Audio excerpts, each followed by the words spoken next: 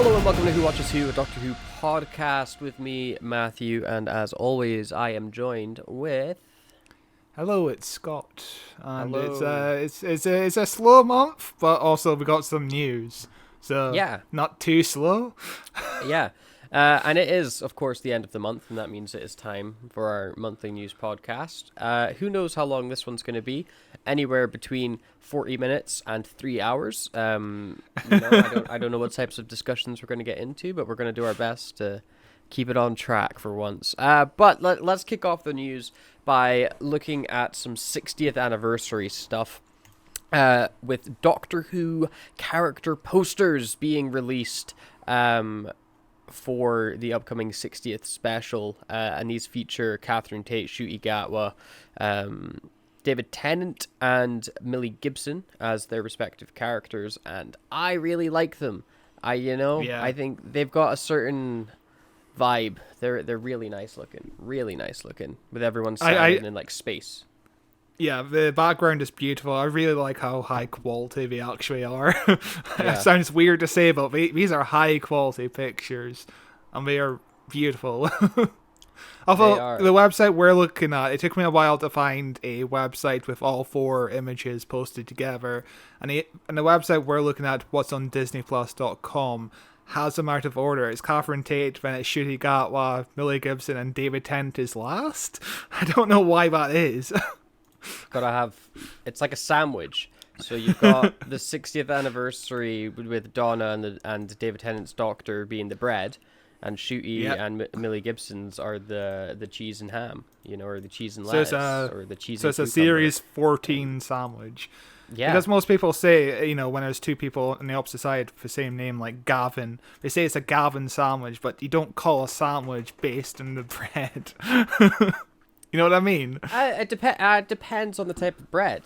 If you've got a tiger loaf sandwich, then you're using specifically like that tiger loaf bread. Like maybe Gavin is like this exquisite top tier bread.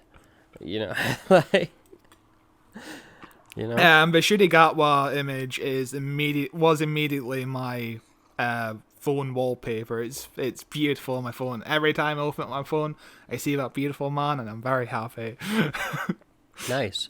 My phone wallpaper is Exo Primal, because I'm a sick man addicted to Dinos versus Mechs. Am I correct in thinking it used to be Van Gogh, but Doctor Who?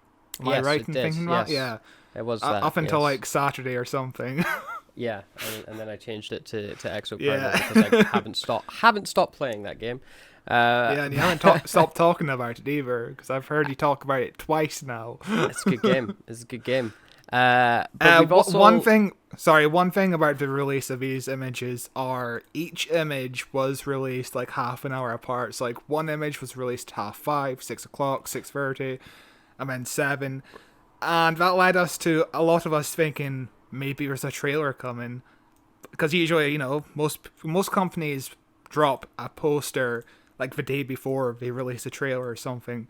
So we thought there was going to be a trailer, but there was no trailer. So I don't know what's going on. We need to wait for a trailer, I guess. But do we need a trailer? Not really. I was about to say, do we need another trailer? I feel like the trailer we got last summed everything up. Yeah, I'm happy as it is. I don't need to know too much going in. And, compare that to the Chibnall era where we were just waiting for a trailer, waiting. And we already had a trailer. It was released on Christmas Day, a whole year before. We've had a trailer, we've had teasers, we've had a whole other trailer. We've been pretty spoiled when it comes to marketing for the 60th. Way more stuff than what we're used to getting. I'm happy. I'm a happy boy. But we've also got some more releases for the 60th anniversary coming, with the reveal of the 14th Doctor's screwdriver, which is not something that you or I really have strong feelings or opinions about, but the Doctor Who fandom as a large seem really obsessive over the sonic screwdriver, which I don't really get, because the sonic to me has always been ugly. Like, I don't think after David Tennant's Sonic, there was a Sonic screwdriver I liked. Like Matt Smith's one was really big and ugly, and then Capaldi's one, which he like never used because he had sunglasses for most of it, which I preferred. But when he got his Sonic screwdriver back, and it was like that weird TARDIS like toy thing, and he used it maybe 1 or 2 episodes, and then Jodie's one, which very famously was the dildo one. With its curved Yeah, it was handle. Like Are those called dragon dildos? You know, they're really big, enormous Yeah. dildos. yeah. It kind of does look like a shape of water dildo. I prefer the older sonic screwdrivers. Like the older sonic screwdrivers almost look like actual doctor tools. You know what I mean? Yeah. I just sent you an image of like the really early ones. Like the second one looks just like a doctor's tool. I kind of like that. It's kind of simple and nice.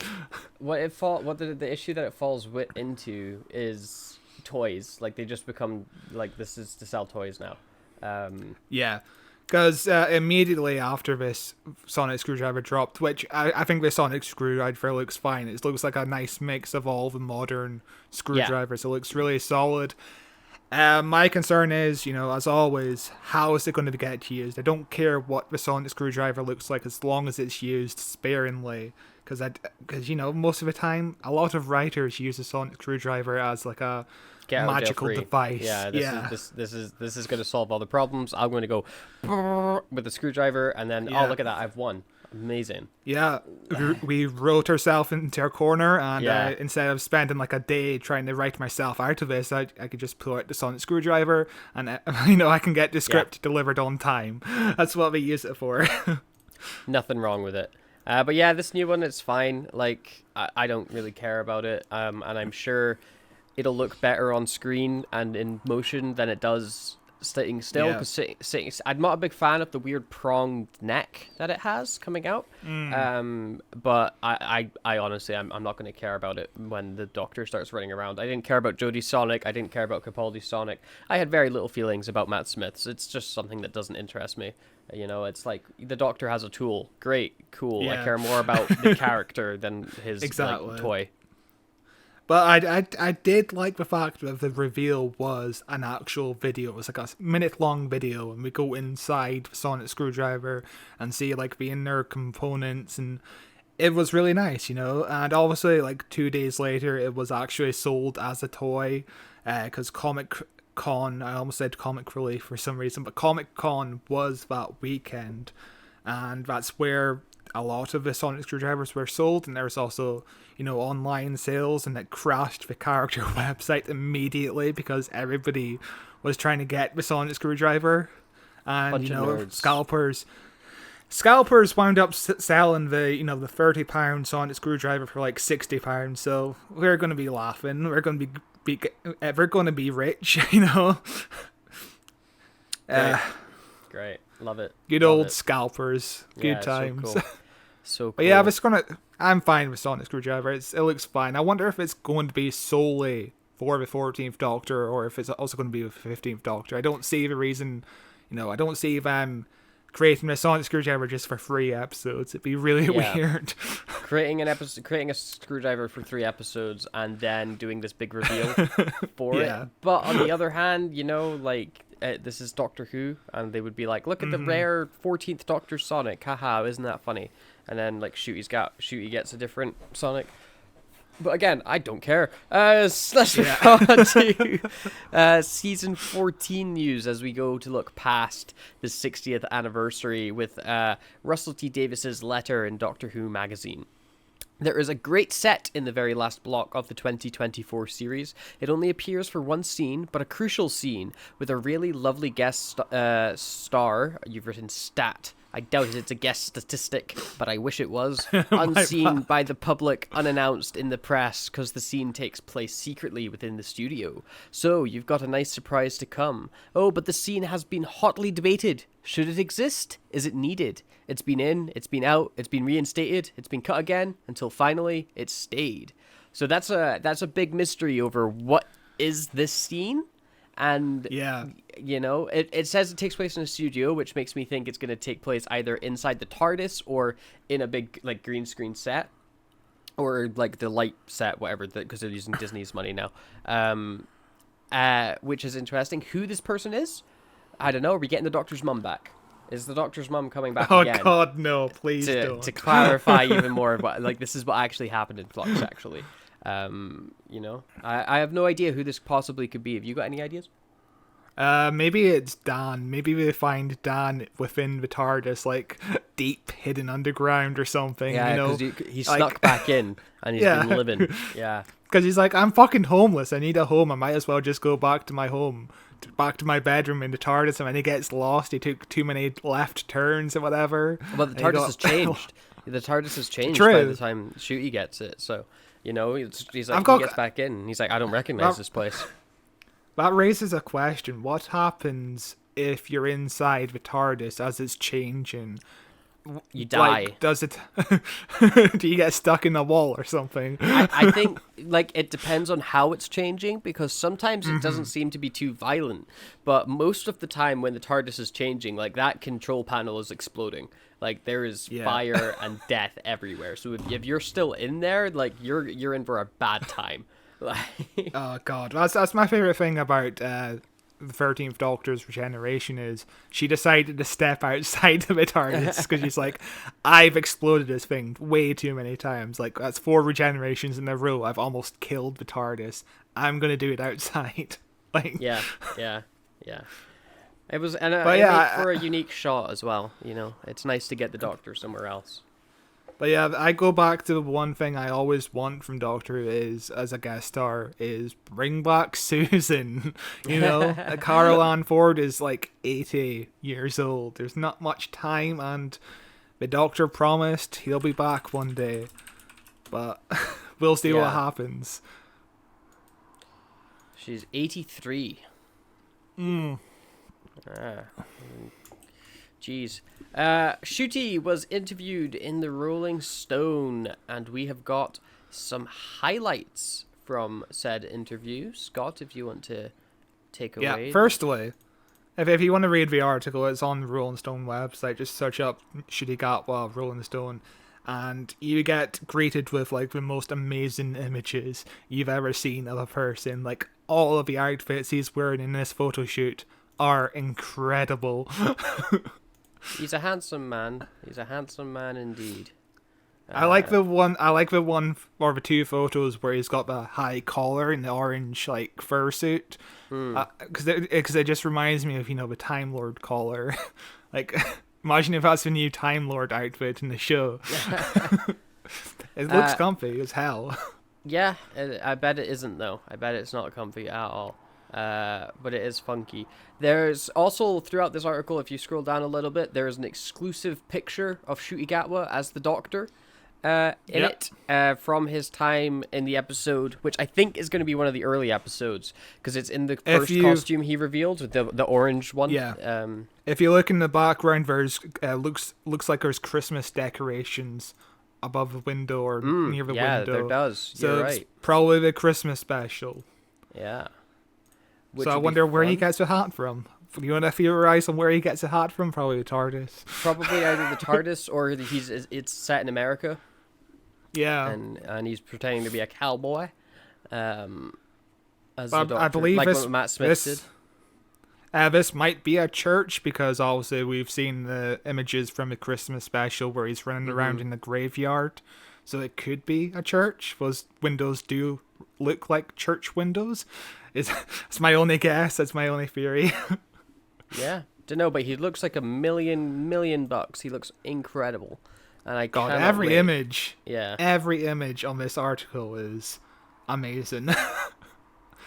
Obviously it also includes a Rolling Stone an interview with Shooty Gatwa, and he talks a lot about Doctor Who and also a lot about Barbie and religion and all the rest of it. It's a really good interview if you want to read the whole thing, but we're looking specifically at the Doctor Who parts.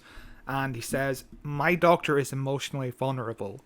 He hides it with humour, but he's lonely," says Gatwa, the forthcoming reinvention of the ever-changing Doctor. "I can't say much more than that. I don't want to spoil anything, but he's also energetic. The poor cameraman struggled to keep up." To hear Gatwa tell the story of his casting, it almost sounds like he was granted a wish. One day, he emailed his agent saying he wanted to play a role like Willy Wonka or the Doctor, and just a week later, he was asked to audition for a part of the Time Lord. To prepare, Gatwa spent a week watching every Doctor Who episode since its 2005 revival. Although he had enjoyed the show previously, he never considered himself a habitual fan. He emerged from that binge watching a week as a die-hard Whovian. I wonder if he went online after that binge to try and get a grasp of the Whovian fan base as a whole, and to hear some deep thought breakdowns of certain episodes, and if he stumbled into the great podcast known as Who Watches Who. So Shooty, if you're out there listening, I mean, we'd love to have you on. Yeah, he's on vacation right now. He just finished Doctor Who last week, so we could easily get him. Exactly. Boom. So, just to pause for a bit, I call bullshit on what he just said, because oh damn, watching 200 episodes in a week is near impossible. Yeah, but it was probably more like, a 2 weeks or a week and a bit or something, but he's rounding or, averaging it out. Yeah. I do wonder if he just specifically watched the Russell T Davies episodes. I would imagine that's the case. Yeah. And maybe a couple of like Matt Smith, Peter Capaldi, and Jodie Whittaker. I don't imagine him watching all of Doctor Who in a week. like binge through the important episodes. Yeah. But maybe he did it. Maybe he didn't sleep. You don't know. Maybe he did it. To continue the interview, he said, "I fell in love with it." And he means it. There is undoubtedly a special quality about Doctor Who that's hard to deny. When you watch it, you forget all your troubles, says Gatwa. You go to space or to another time. You have adventures. The article also talks about how Gatwa saw a reflection of his own life in the Doctor. As a child, Gatwa and his family fled Rwanda, escaping the genocide against the Tutsi minority. They settled in Scotland. And Gatwa says, "This person survived a genocide. This person fits in everywhere and nowhere. I am the Doctor. The Doctor is me. I decided I had to get this role," said Gatwa, which is really deep quote. Yeah. I'm the first black man to play this character. The British press can be very mean, he says, his reaction to casting. But Gatwa is determined to remain steadfast in the face of criticism. I have to focus on the job and stay true to what the Doctor is. A mad scientist alien who has adventures and cares about everyone, he says. Thankfully, the Doctor Who team are helping him handle the pressures that come with his new role. Russell T Davies has been amazing too. He calms me down. He's such an earth sign. I can get very anxious, but therapy helps. They've made sure that I have time to put aside for my time put aside to have my sessions. Like one of the first things I thought of when Ncuti Gatwa was announced is, I hope the team behind the scenes prepare for any potential like racist backlash against him, because we saw how it went when Jodie Whittaker was cast in the role. Yeah. Which is, comes with the territory, really. There's always going to be disgusting people. And I don't think you cast somebody that is a minority or somebody new into a role that's never been there before without doing without being prepared. I understand that there's going to be a very vocal minority of people that are going to be outspoken about this, but we're going to choose to ignore them because, who cares about their opinion? They're preaching hate, Yeah, I'm glad they at least considered the fact that, hey, there's going to be some backlash. Maybe we need to make sure that he is prepared enough to handle this role and handle any backlash he receives. And, it's important to care for your actors, especially, when you're casting minorities like Yasmin Finney or... what's her name? The drag queen who was recently cast as well. Yeah. And Lenny Rush as well, because, sadly we live in a world where a lot of the right-wing people are like, oh yeah, just have diversity hire. It's the woke agenda. And it's like, No, these people are actually talented and deserve the role.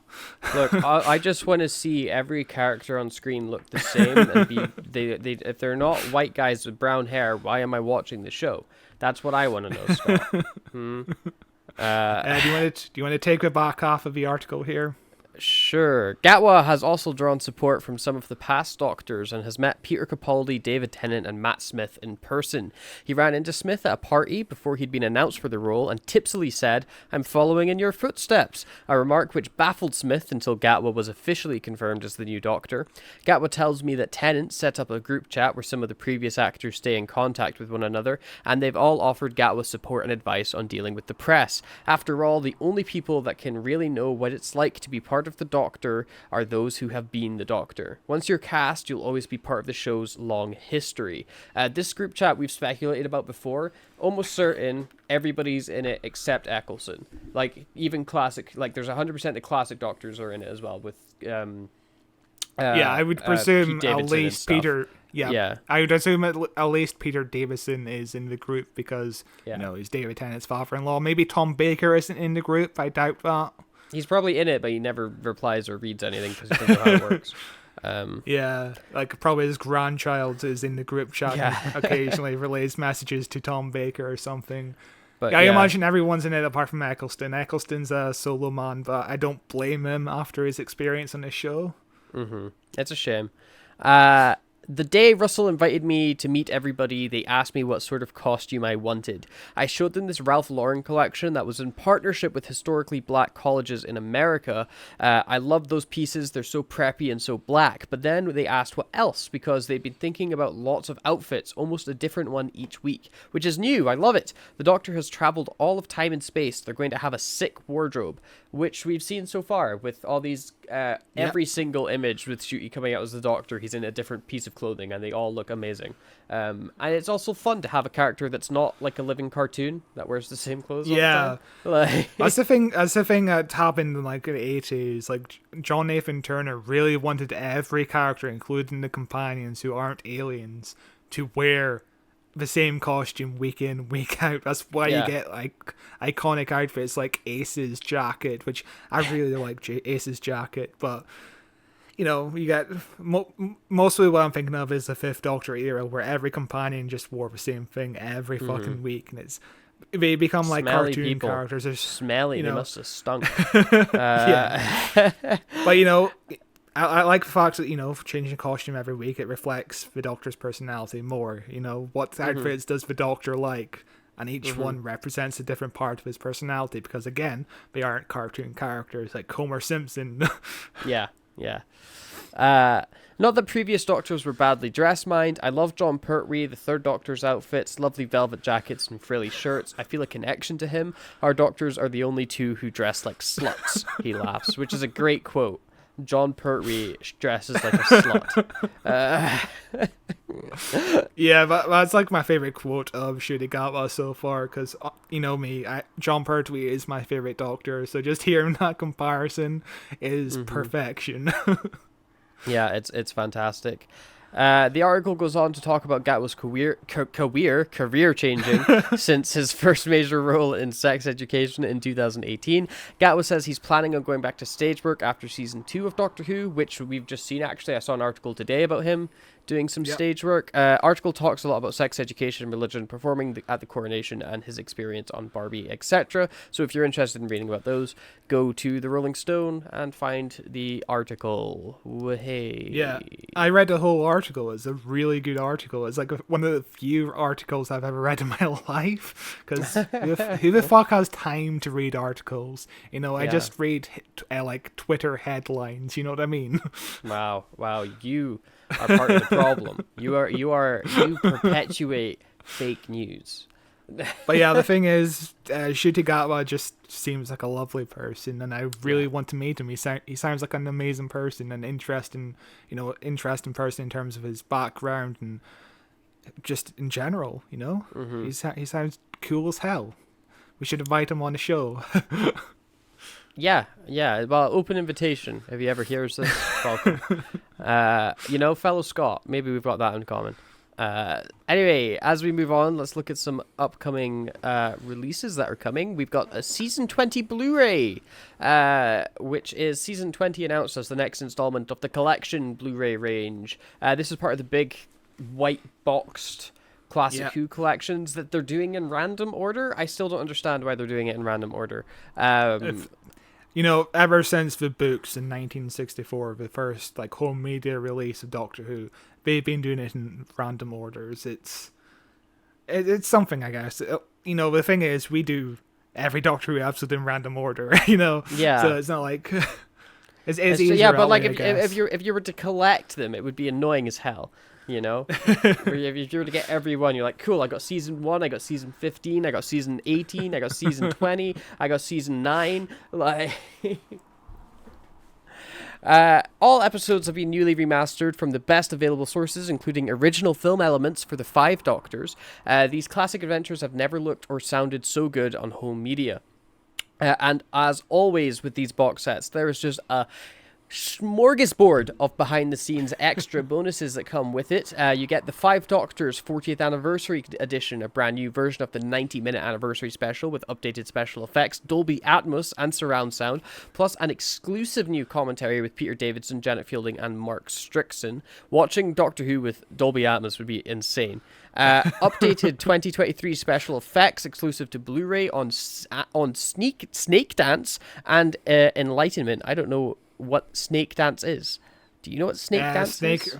Snake Dance is the sequel to Kinda. It's about an evil snake that mind controls people, I guess. It's a really trippy episode that we really should cover someday. Kinda is a fun episode. I'm less familiar with Snake Dance, but Kinda is a fun, campy episode. Interesting. Behind the Sofa, 7 new episodes with Peter Davison, Colin Baker, Sylvester McCoy, Sarah Sutton, Janet Fielding, Mark Strickson, Katie Manning, and Sophie Aldred, as well as Blu-ray trailers.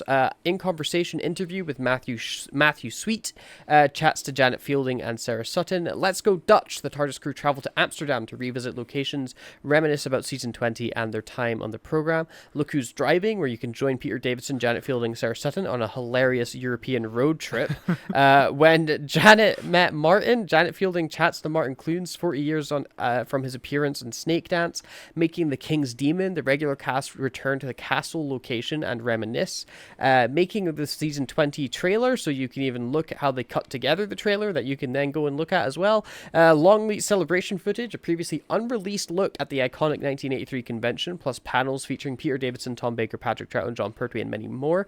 Various hours of material going behind the scenes on production of Arc of Infinity, Snake Dance, and the 5 Doctors. Location film rushes from the 5 Doctors, rare convention footage from Australian interviews with Peter Davison, Janet Fielding, shot during the production of this season.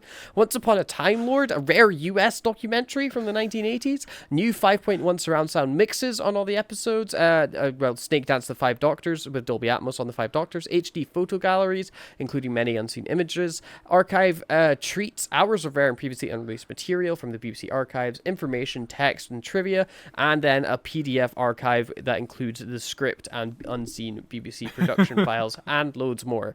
The amount of stuff you get in these Blu-rays is absolutely insane. Absolutely insane. You can't complain about the quality of these Blu-rays for the price of £55. That's not bad considering you're getting 26 episodes.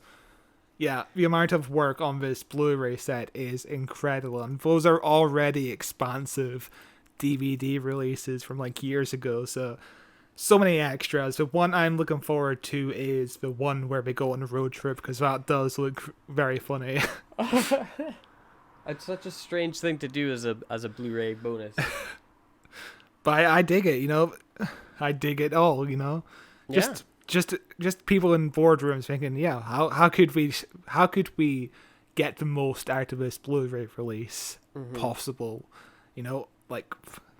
Probably 20 hours or 30 hours of brand new footage. Amazing. I wonder how much money they spend on these Blu-rays. Just on all this special features. Clearly, however much they're spending, they're getting back profit-wise. Otherwise, I don't know if they'd continue to have as much bonus features as they do have. Yeah, because this is the biggest one yet, as we've said. I think we're halfway through the original run so far, so that's 13 out of 26 box sets out. So that's not bad, you know. We're almost at the home run. Yeah, that's pretty good. Looking at also more releases coming out, this one is strange. They have announced the release of the 60th anniversary episodes in book form, with, of course, the Star Beast, Wild Blue Yonder, and the Giggle. I am surprised they've already announced that these are coming out as books. Like, the episodes aren't even out yet. It's crazy. I'm not sure why we're doing this. Like, you know, if I want, you know, back in the day, you know, in like 2005, 2006, 2007, there was heaps of Doctor Who books that told like brand new stories about the 9th and 10th Doctors, you know, and I used to read a few of them. I prefer those over the fact that let's just release something you've already watched and could easily watch. I get it, because a lot of people like these Target books because they're kind of like a novelty, they're kind of like a nostalgic item, because that's how a lot of people experienced classic Doctor Who for the first time, you know, back in like the 80s and 90s. But why do we need these books 2 months after the episode comes out? Like, it's bizarre. It is bizarre. There must be an audience for them. You know, I'm not that audience because I have no interest at all in owning this, but it's cool. They've also not released the covers yet because I'm gonna guess the covers might have some spoilers, probably, related to the episode. So they're gonna wait for the episode to air. Which again, why not wait for till after to release the books? But I guess they're just capitalizing as much as they can on the 60th anniversary. You know. Like, here, buy this new Sonic Screwdriver toy, buy all this new merch. Look, there's books of the episodes you can buy as well. You've got to make the 60th anniversary an event where there's lots of things that you can buy and celebrate the show with, you know. Although, to be fair, there hasn't been that much merchandise released this year to capitalize on the 60th anniversary. Not yet. Like, give it time. Give it time. Yeah, give it time, but you would think it would be announced by now. We've only really had the Sonic Screwdriver. In like 4 months' time? Yeah, we got time. That's a whole quarter. That's a whole quarter of the year. Like, we'll see. Yeah, but I'm not going to pick up these books unless there's something really interesting about them. Yeah. But, yeah, we'll see. We'll see. We will see. I do wonder if we're going to get some potential leaks from these books, because they do come out very close to when the actual episodes come out. So, you know, are we going to get leaks from the covers that reveal a major plot twist or something? We'll have to keep our eye out. We will indeed. And as we continue looking at releases, let's take a look at what is coming out in the month of August for Big Finish. Our first release that we've got is Doctor Who, The Sixth Doctor Adventures, Purity Unbound. The Doctor, Mel, and Heb are reunited, but Purity's I would never have guessed. But Purity's temporal meddling has altered history as they know it. To make matters worse, whatever is left of the being once known as Patricia McBride is still intent on fulfilling her grand design for humanity. This is 3 episodes in this box set: Girl in the Bubble by Jacqueline Rayner, The Corruptions by Mark Wright, and The Wrong Side of History by Robert Valentine. It's not a story I really care about, but this is the story that kind of got into some flack when they announced the cover, because it's another story with the same picture of that lady staring directly into the lens. It's a very uninspired cover, which is a problem Big Finish has been having these past few months. We keep complaining about it. This is the 4th box set in the current iteration of the 6th Doctor audio dramas.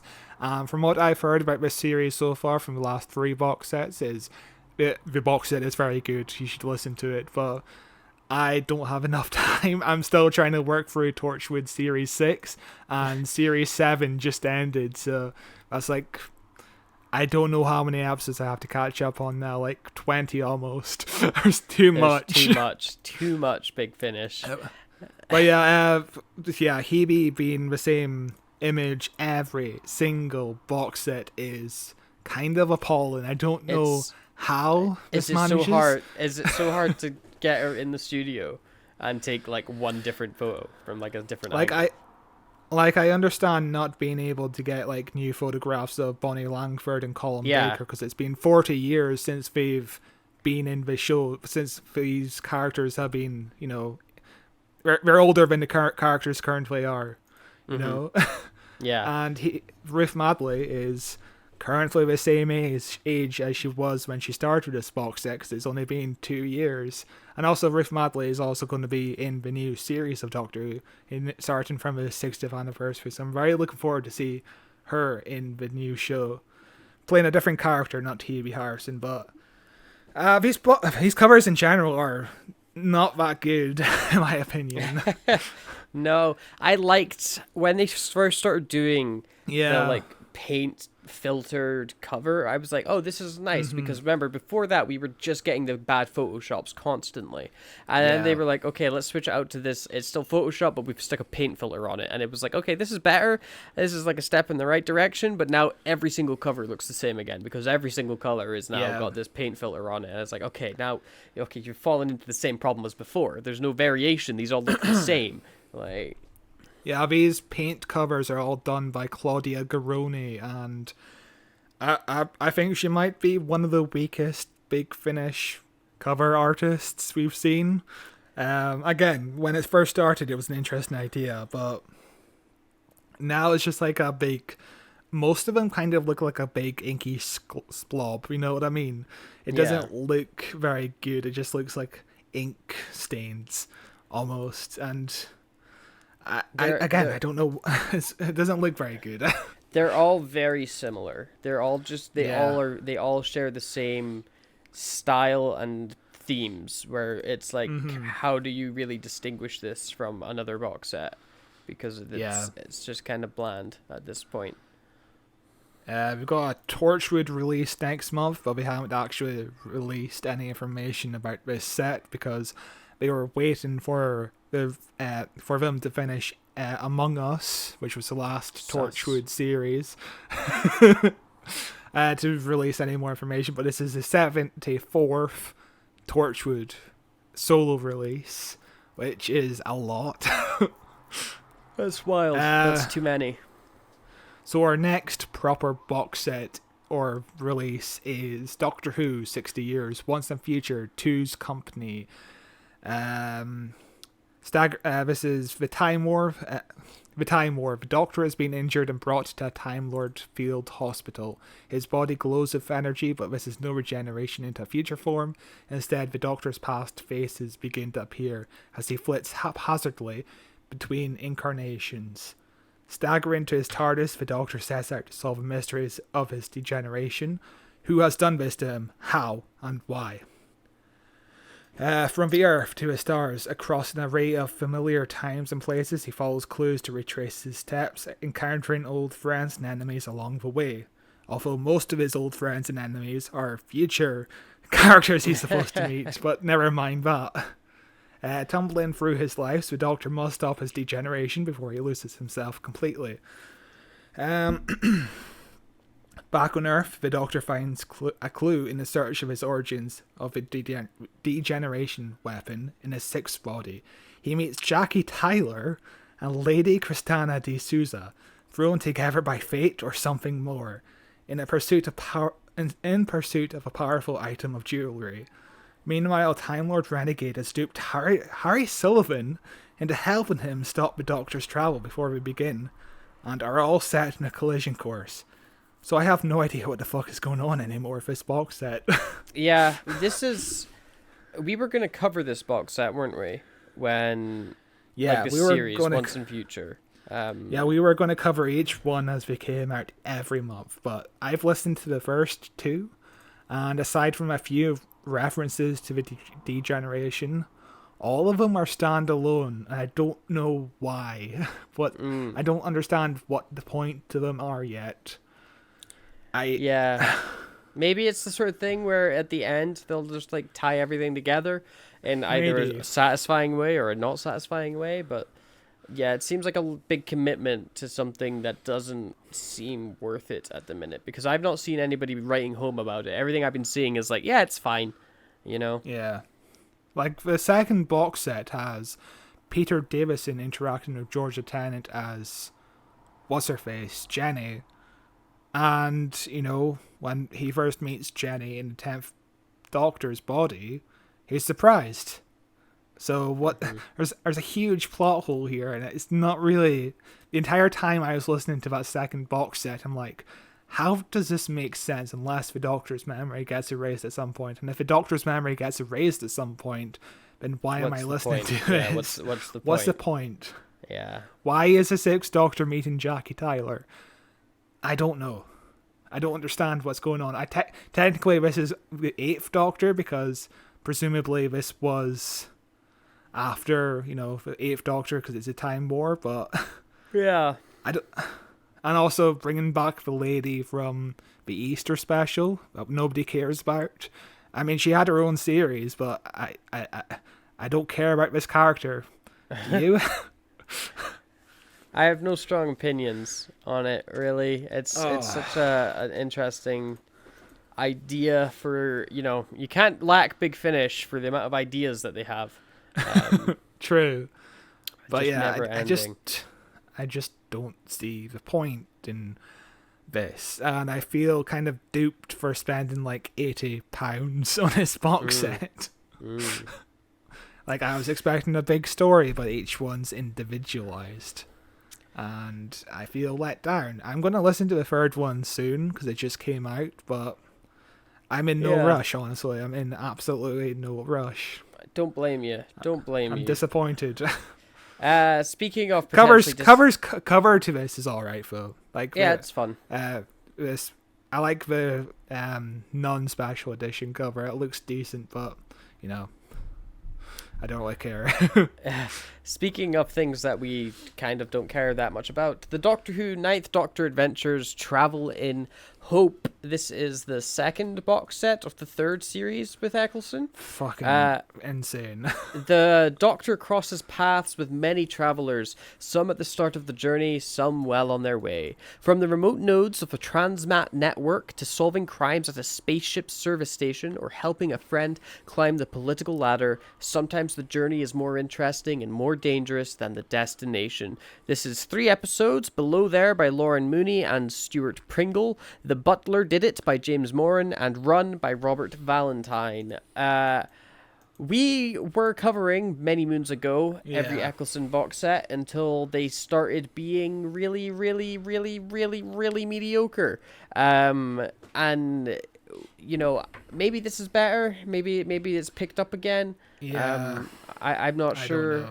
I don't know. The thing I found with the Ninth Doctor box sets, at least, there's always one really excellent story, and the other two are just completely forgettable. There's nothing special about them. Like, they just feel like generic episodes almost. Like, I think the last one I listened to was the box set with the Sea Devil story in them, and the Sea Devil story was exactly the same as any other Sea Devil story. Yeah. And I was looking forward to that, especially after, the Sontaran story we actually covered, which was excellent. That Sontaran story was amazing, but yeah. I think that box set also has Flat Pack, which is a really good story, but I'm not in any rush to pick up these box sets for £23 when there's only one good story I found in each one of them. So I'm sorry, but I can't do this. I feel like Big Finish needs to release the stories individually, I think, Why are we just doing all of it in one box set? We need to do individual releases eventually. I'm sure they will never do that because I don't know if they would make enough money releasing individually. Whereas if they sell them as box sets, they can sell them at a higher price and sell less units but make bigger profit. Also, is it just me looking at this image? Christopher Eccleston's face looks heavily filtered. Like, it looks like there's a Snapchat filter over him to kind of reduce the wrinkles or whatever, because that looks incredibly shiny. It's fine. I quite like it as far as covers go. Yeah, it's a pretty good cover. It still falls into the issue that every Big Finish cover falls into, and the Eccleston ones especially, where it's just like, here's the heads of everybody in the episode, like Yeah. here's the villains, like it's just a clutter of people. Yeah. But it's fine. I like the burning clock behind him. That's fun. Yeah. On to our next and final box set. This is actually one of my favorite cover artists in Big Finish at the moment, doing a pretty good cover again. You know, this is the guy who did the cover for, if you go into the production credits and go to the cover art by Sean Longmore, you can see his other covers. They look really good. I like some of them. I like his Third Doctor range. Like, all the Third Doctor range he does look incredible with all the colours. I like them a lot. This is the Diary of River Song, the Orphan Quartet, and I think this is the final River Song box set.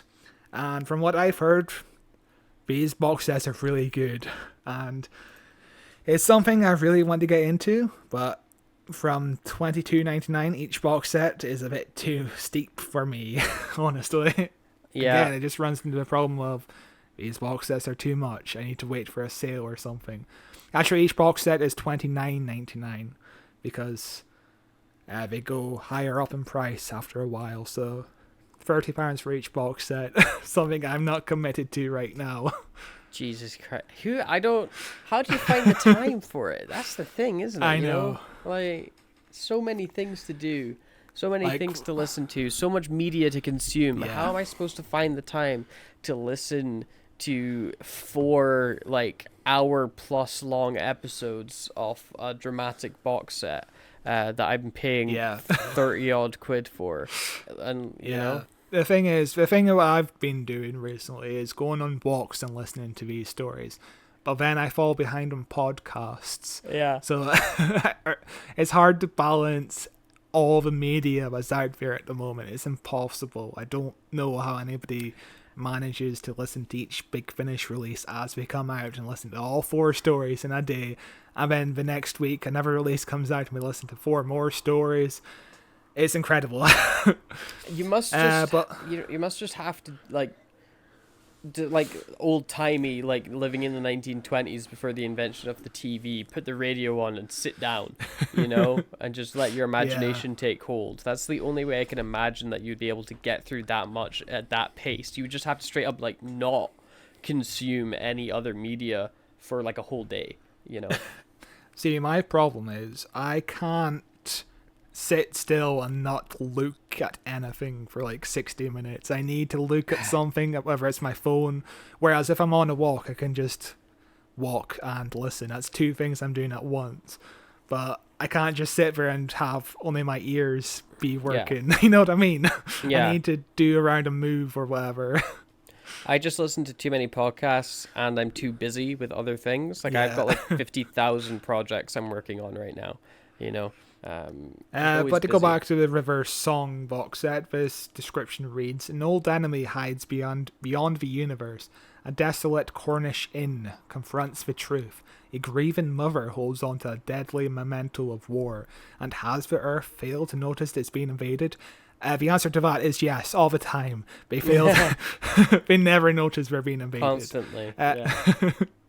Professor River Song must solve all this but while dealing with a loss of her own. And this is 4 stories again, as every River Song box set has, which is a decent amount, I think. I'm fine with 4 stories each box set compared to 3.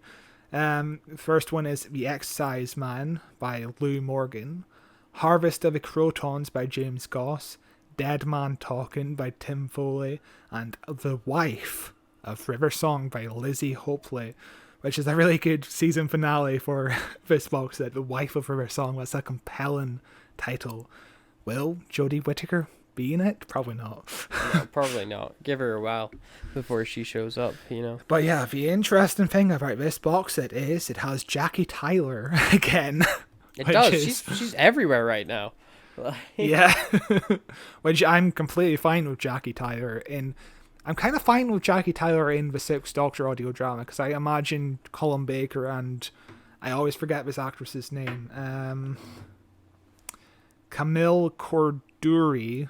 Yeah. I imagine both actors being very sassy, And with River Song, I imagine them being even more sassier together, you know? Like, River Song and Jackie Tyler together is a dream in heaven. Yeah, it'd be great. It's a box set that does sound like a lot of fun, but yeah, it's just not one I'm ever going to be able to get around to.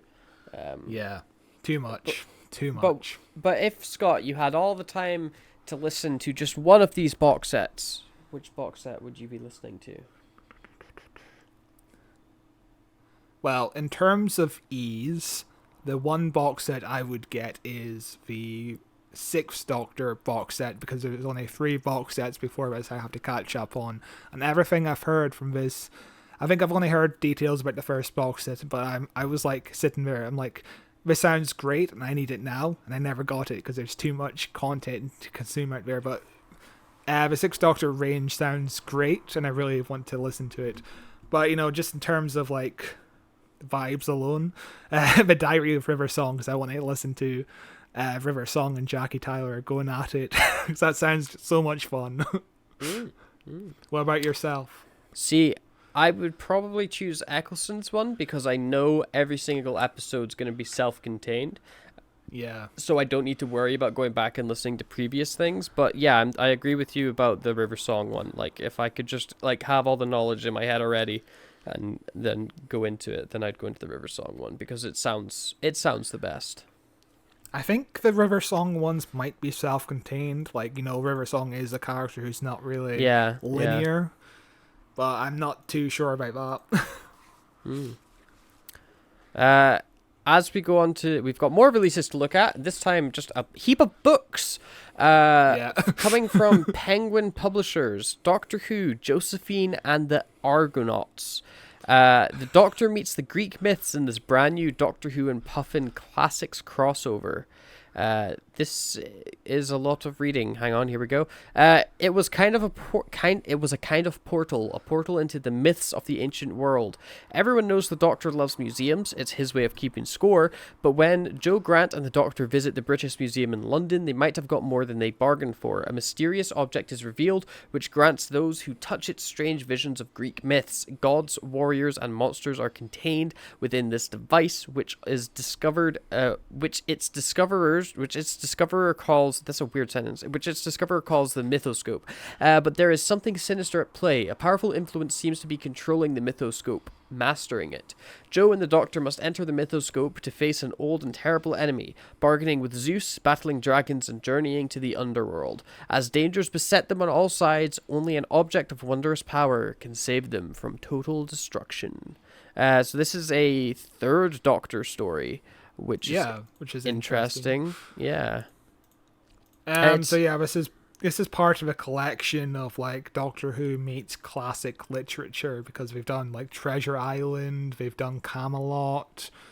I think we've done Robin Hood, but I'm not too sure. But a kid's book starring the Third Doctor is interesting because most kids don't know who the Third Doctor is. Yeah. It's a really interesting one to pick up on. Feel like this is more for adults that are like, hey, I like Doctor Who, I'll get this just for a collection, or for like that one nerdy kid that's like really into Doctor Who.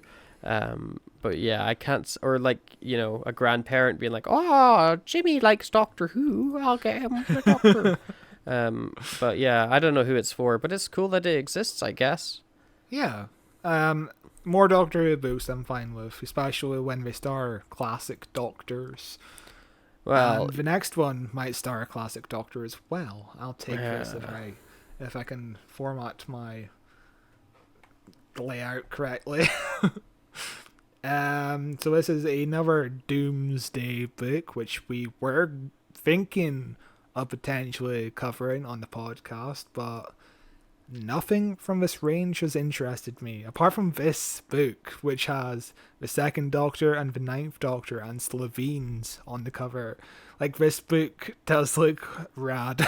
Just from the cover alone, I kind of like the vibes. I don't like it at all. I think I think it's so ugly. I think it looks terrible. But I just want the Second Doctor interacting with Slevine. It sounds fun. The summary to this book is it's the Doctor's universe, 24 hours to find them, 24 hours to escape death. The finest time-traveling assassin is in the cosmos. In the cosmos is running scared. Doom's own death is coming for him in a matter of hours. Him? I thought Doom was a she. I don't know. Huh? Doom is a lady. I don't know. Doom's own death is... Yeah, I don't know. Yeah, Doom is the lady in the cover, unless... Yeah. He's trans... I don't know. I don't know. I mean, that's probably a mistake, right? Yeah, it must be. Or maybe they mean the Doctor, but starting the own sentence without the mention... Oh, actually, no, they're not mentioning the Doctor. No, I'm so confused. And the only person in the universe who might just be able to save him is the Doctor. Again, calling Doom a him. So long as it's the right Doctor. But as Doom searches for aid, the hits keep coming in. Kill a crabby Krull and his replica world. Assassinate a ghost in Satellite 5, as a reference to the Ninth Doctor, obviously. Eliminate a living asteroid. Doom finds his talents and his patience stretched to the breaking point. But these apparently random jobs are linked in a way Doom could never imagine, and when not one but two different Doctors get involved on the trail of an old enemy, the ensuing fireworks might just end the lives of billions. Can Doom solve the mystery before the allocated hours are up? It's not only a planet he must save from destruction, but himself. So my only theory of why Doom is constantly referred to as a he is maybe he had another comedian attached to star as Doom before he wrote this book. Yeah. And then... I don't know. It's what's weird. her name came on last minute. It's really weird. We didn't alter the... I'm very confused. Yeah. That's strange. I don't know. I'm not gonna read it though, so I don't really care because the Doomsday stuff I just have no love for at all. You know. Yeah, there's no hook to the Doomsday stuff, really. Yeah. Like with the 60th anniversary at Big Finish has been Doom, there's a hook. Doctor Who is degenerating, and all the Doctors are involved. That's the hook, but nothing is interesting there. And then we have Doomsday, where Doom, the Lady Doom, not the man Doom, is trying to find the right Doctor to help him or her. And that's not interesting to me. That's not interesting to me at all. So, two duds in the 60th anniversary this year. It's a shame. Yeah, it is. It is a shame, but... Yeah, but this next book is related to Remembrance of the Daleks, which we just covered. This is the group who are like the prototype of UNIT.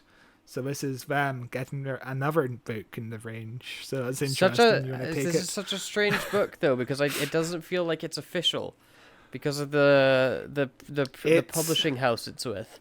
You know? Yeah, it's kind of it's not official because famously classic Doctor Who. If you wrote a character in a show, chances are you will get to own 50% of the characters you create. This is like another K9 situation where you could go off and make a K9 show in Australia, and that's completely fine because you own 50% of K9, just not the appearance of K9.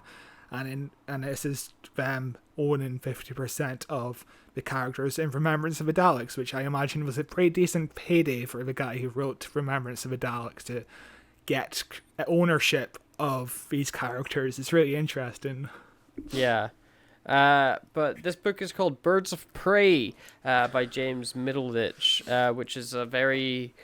it just makes me think of the DC movie. Lethbridge Stewart meets countermeasures. If the people of Britain thought the energy crisis was over, they were very wrong. Power cuts are returning, spreading from London and focusing on particularly vulnerable targets, almost as if by intention. The association has risen again and is stepping up its campaign to take power and enact its supremacist ideology. Ian Gilmore, Rachel Jensen, and even their son Dylan have become embroiled in a plan to survive a plot for revenge. They must stand against old enemies as the specters of past conflicts are raised and a new battle starts to spread through the streets of the capital. For there are others who stand ready to face the association too, but how far will they go and what weapons will they deploy? Gilmore, Jensen, and the allies find that the monsters of the human race may be far more terrifying than anything from beyond it, and that this time humanity will need saving from its own worst instincts. So the associations seem very different in this book than I remember them being in the episode. What do you mean? Like, the association were like the prototype unit, weren't they? Yeah. And then in this book, they've risen up again, stepping up its campaign to take power and enact its supremacist ideology. Like, that sounds way different than the association was the group working with the Daleks in that episode, I believe.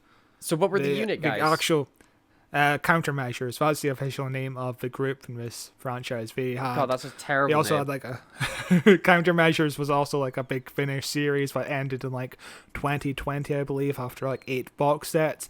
And I believe it just went on to star in books instead. Maybe the Big Finish license ran out and they weren't interested anymore. Probably due to low sales, I imagine, because nobody really cares about these characters, let's be honest.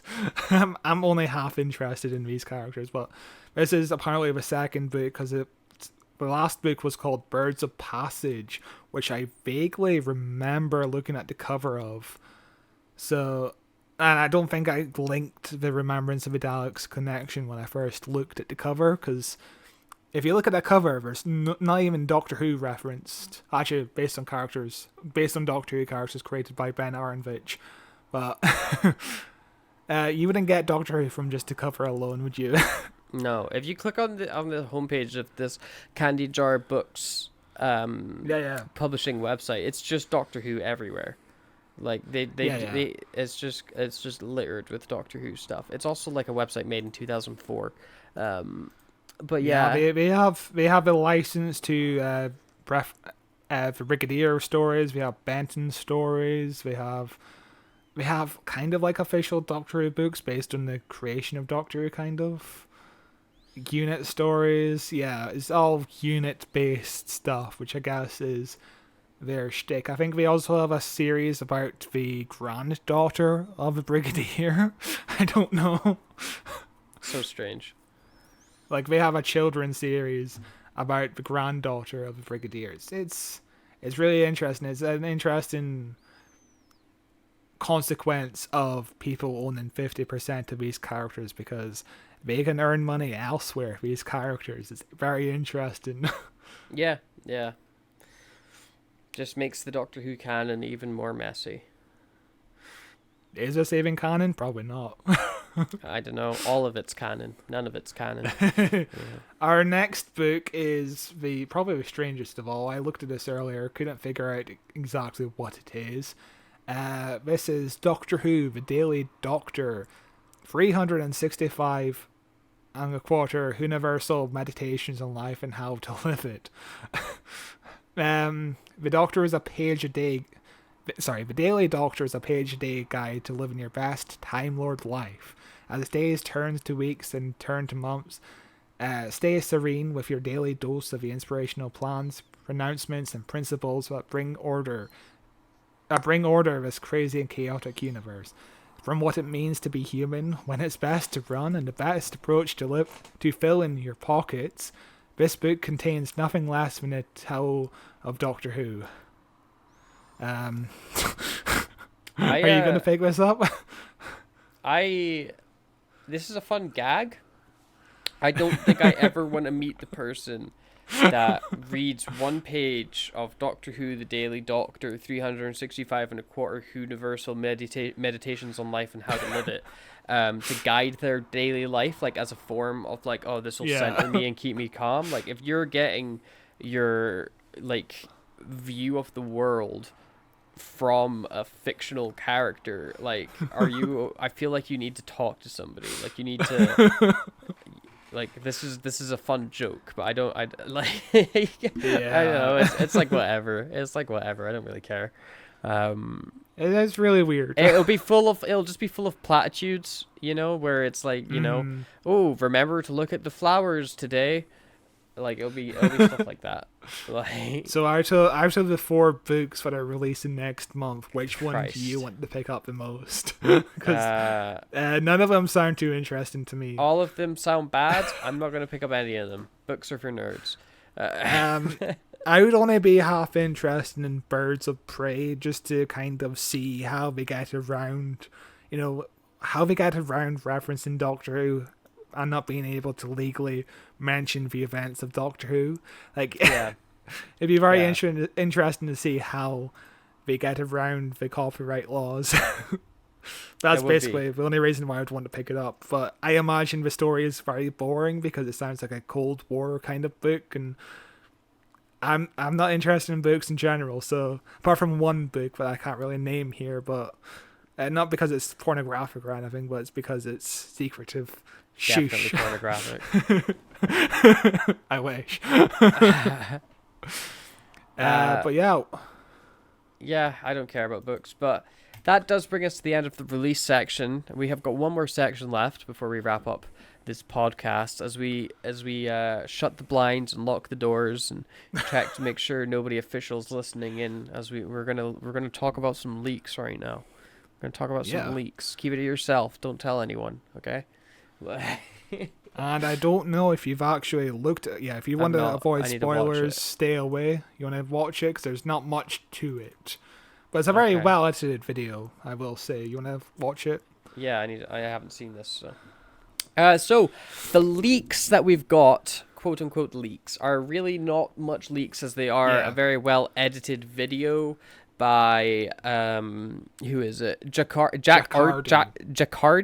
on Jack Ardy on YouTube, where he's basically cut together the opening scene to the Star Beast very well, using a mix of the trailer with set footage that people have recorded from watching them film, and it's very well put together and gives us an idea of how the Doctor's going to meet Donna. Like, he's going to meet her accidentally trying to help somebody carrying boxes, lifts a box, reveals Donna's face. Oh my god, shock. Then she calls for Rose, and Rose comes over, but obviously not the Rose we know. This is Donna's daughter, Rose. This is the second time Russell T Davies has opened an episode of Doctor Who, a special episode of Doctor Who, on the Doctor just walking around when suddenly somebody shouts for Rose, and he gets really confused because it happened in the next Doctor. He's obsessed. He's obsessed and constantly horny. I do hope this Rose is the final time we ever get a Rose reference, because It won't that's be. the thing I got. That's the thing I got sick of in series 3. He was like, "Oh, I'm not over Rose. I'm so sad." And then series 4 was, "Oh my God, Rose, you're back." Like, I'm sick of it. It will not be the last that we hear of it. It will be the first of many. We had even Rose references in Flux with the Starbase or whatever. It's just going to be one of those things that's going to curse Doctor Who. Oh yeah, we did. forever. I forgot all about Flux, to be honest with you. But anyway, Donna calls Rose over. He's like, "Oh my God, it's not the real Rose. Oh my God." And then something falls from the sky above everyone, and the crowd react to what's fallen in the sky for like a second, and then they just kind of seem to forget about what happened, which is interesting. Yeah. Everybody seems to forget except the Doctor, who's like, what's going on? And goes like running off and which, this is called the Star Beast. So maybe something is causing everyone to forget, or maybe there's an overarching thing going on. Yeah. Because I still don't really know if these are three. I think they're mainly going to be standalone episodes. Yeah, they seem kind of have very a through standalone. line. But yeah, we will see. But the Doctor runs off into, like, Sean rolls up in a taxi and calls for Rose, and not Donna for some reason, but he calls for Rose to come over. And the Doctor immediately just jumps into the car to go into the direction of the crash, and that's where the leak ends. And we don't get too much from this video apart from minor plot points in how the Doctor meets Donna, but it's still really cool to watch. It's really well edited together, and we get enough of the dialogue that we know what's going on. It's a really well edited video, I think. It's cool. Mm-hmm. Yeah, it's worth a watch if you want to get a sneak peek at what the opening scene could look like. It's gonna be interesting, and again, just thinking like if this is the opening scene, like if this is how the opening to the Star Beast is, which it might not be. This might not be the opening scene. This is just a scene that we can cut together. This could happen halfway through the episode. Does it? The comic happening in Doctor Who magazine that supposedly connects and builds right up to the end. Like it doesn't. Like it doesn't, does it? It's completely irrelevant. There's nothing in that comic that's ever gonna be important for the 60th anniversary at all. Yeah, the only plot point in the comic that really carries over into these specials is that the 13th Doctor's screwdriver got destroyed in a panel, and the Doctor's like, "Oh no." And then I guess he just moved on from there. I haven't been reading the comics. Yeah. Because I also picked up Doctor Who magazine last night to get some notes in for this episode of the podcast last night, and I got the Russell T Davies quote, and I skimmed through the comic strip, and I have no idea what the fuck is going on. Like, the Doctor's still on the planet with the Tiger people and the Gorilla people, and there's a Dalek who's officiating a gay wedding. Yeah. That's all I saw. It's very out of context, just the Dalek officiating a gay wedding, which is very fascinating to see. I'm not sure what the hell is going on, or how it feels very non-canon as well, because Doctor Who isn't really known for having like animalistic creatures apart from the Jadoon, but the Doctor on a planet with gorillas and tigers is kind of like out of left field. It doesn't feel canon. It's really strange. It is. And it's just something that I've honestly forgotten about at this point, and I'm not really going to be paying much attention to. But I might read the final one to see how it links into the specials, but I don't really care. I just don't care. And the whole story takes place in 60 minutes apparently, but I just don't care. Yeah, there's too much stuff. But that really, I think, sums up the rest of this episode. We're pretty much at the end of it now. There's no more news. So I'm ready to bring this to a conclusion. What have we got coming out in August? Let's take a look. In August, we are beginning our look into New Who. We have finished going over Classic Who for this year. We are starting New Who, and we are going to be looking at Bad Wolf coming next week, followed by The Parting of Ways, and then we will be looking at a little Sarah Jane Adventures episode. So August is a fun month coming forward for the podcast. This is, continuously throughout this year, every month has been superb for the podcast, so I'm excited to keep that going and keep the momentum that we've got. Especially part 1 of Remembrance of the Daleks, which almost got us to 400 views. That was incredible. I couldn't believe it.